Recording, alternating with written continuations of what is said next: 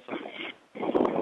Yeah, we had a great week of just kind of a little bit of rest and a good week of practice to prepare for a really good Tulsa team and homecoming opportunity for us. So we took an opportunity to get a little bit healthier, really worked on the fundamentals, worked on a lot of our young guys, tried to improve the running game, which has been a little bit of trouble for us. And then as we started Saturday, we turned to Tulsa and just getting off the field here now with our first real practice as we get ready for Coach Blankenship's team. So.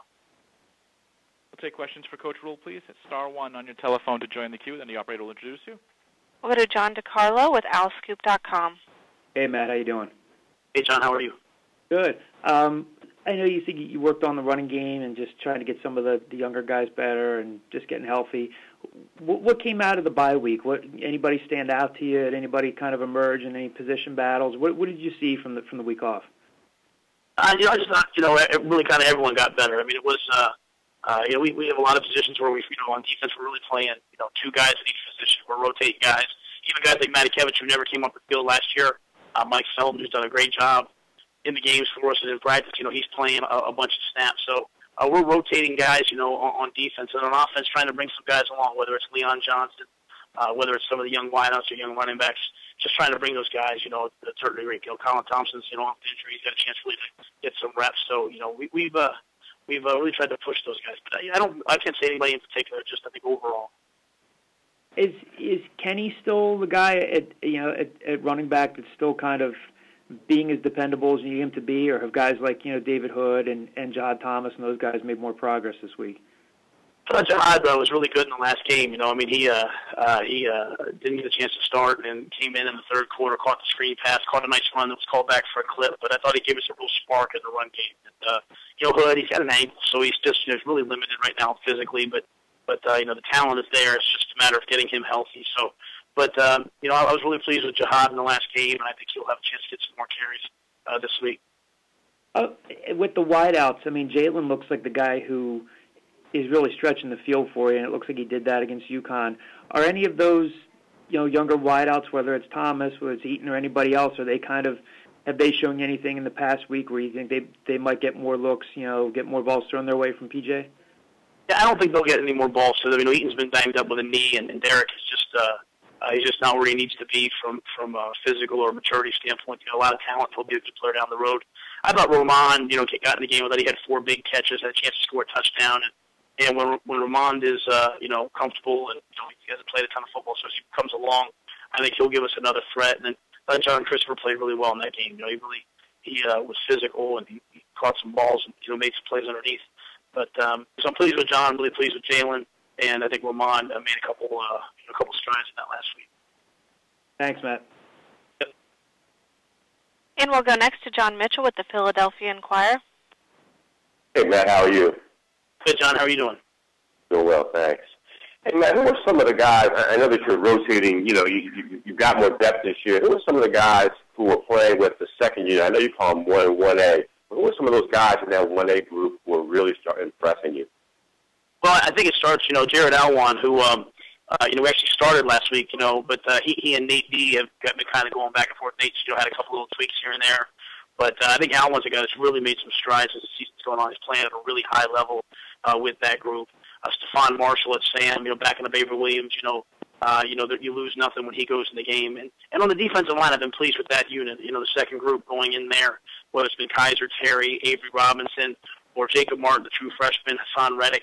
Those, who I know he got ejected from the last game for targeting, but, previous to that, he had been playing really well. So Avery Ellis, who was a 2, but at one point was leading the conference in sacks, so really pleased with all those guys on defense up front. And even in the secondary, we put Kyrie Lucas and we put Anthony Davis, a true freshman, in the corner. We've been second or third series every week. So, we know we can count on those guys to play. How about offensively? It seems like, you got a little bit more depth on the offensive line. Can you say that one more time, John? I'm sorry, I blanked out on that. How about along the offensive line? Are you seeing some depth emerge there? Yeah, I think the big guy that we're kind of looking forward to really stepping up, and he's been getting a little bit better, is Leon Johnson. We played him, a little bit earlier the last 2 weeks, just trying to give those guys a break. It's just a lot of those guys are young, on that second group. Adrian Sullivan, he's a true freshman. A redshirt freshman, Leon Johnson's a redshirt freshman. So Samaje Reed's a redshirt freshman. They're just not quite there yet, but they're going to be there soon. And the bye week has been good for them to help them. Any update on Alex Wells? Yeah, he's practicing with us, so I'm not sure if he'll be able to play yet or not. It'll depend on how he gets through this week of practice. But he practiced last week and he practiced today. Okay. Is he a possibility for Saturday? Yeah, we're hoping. It just depends on, as long as the knee holds up during the week. Gotcha. Okay. Thank you, Matt. Sure. And we'll go next to Bob Morrison with 24/7 Sports.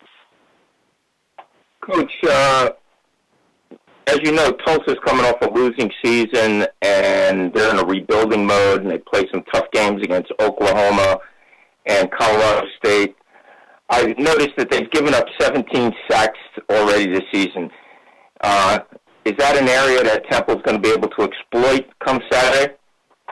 I think we have to be good on the D-line, getting to the quarterback, at all times. So a lot of those were, even looking at last week, a lot of those were kind of on sprint outs. They weren't really, based upon their offensive line. And they have two offensive linemen that were all conference coming into the season. So, I think we have to always do a good job with the rush. The biggest thing is they have some real weapons at wide out. Keir Garrett is looks like he could be one of the best. I think he was a Blitnikoff candidate at one point. I don't know if that was last year or this year, because I know he got banged up last year at a compound fracture. But he's out there against Oklahoma. He's every bit the part. So they have 3 or 4 wideouts that can change the game. So it comes to blitzing them and all that. We're not. We have to see if we can hold up. So we're hopeful we can get there with a 4-man rush and not have to blitz. But if we do, we'll hopefully can hold up on the back end. So they have some explosiveness on offense that's shown up, and I think they threw for close to 500 yards against Tulane, and they're on the conference play. So we're very reticent about what they can do.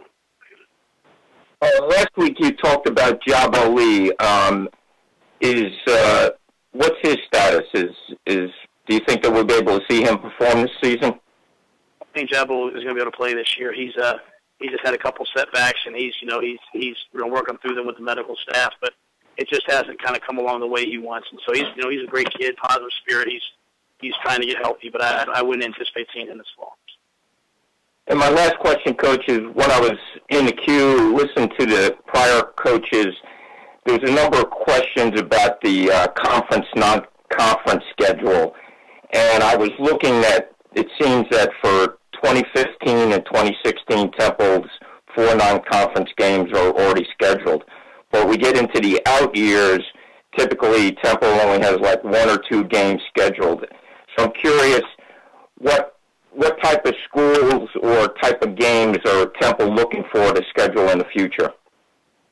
To be quite honest, I'm not really too involved with that. The kind of administration handles it. I think, we'd always like to, kind of like this year, I think it's great when you play 2 teams from the, the so-called, Power 5 conference, and it's good when you can play another 1A and a 1AA that are maybe a little bit more local. But I think that's great when we have a chance to have another school that's close by, bringing their fans by. So, but I'm not sure what they have scheduled or what they don't moving forward. I'm sure that they'll announce that at some point. But I think the way our year makes sense to me, and I think it's good for our league when we're playing those teams from the SEC, ACC, Big 10, Pac-12, Big 12. Do you think that there's a possibility that Villanova could come back on the schedule? I don't know. I really don't. I thought that was a great game when we had it, and I like that game. But what they're planning on doing, I wouldn't probably be able to say. Okay. Thank you for your time. Sure, Bob. Thanks, man. Coach, we thank you for your time today. We look forward to talking to you again next Monday. Yes, sir. Thanks.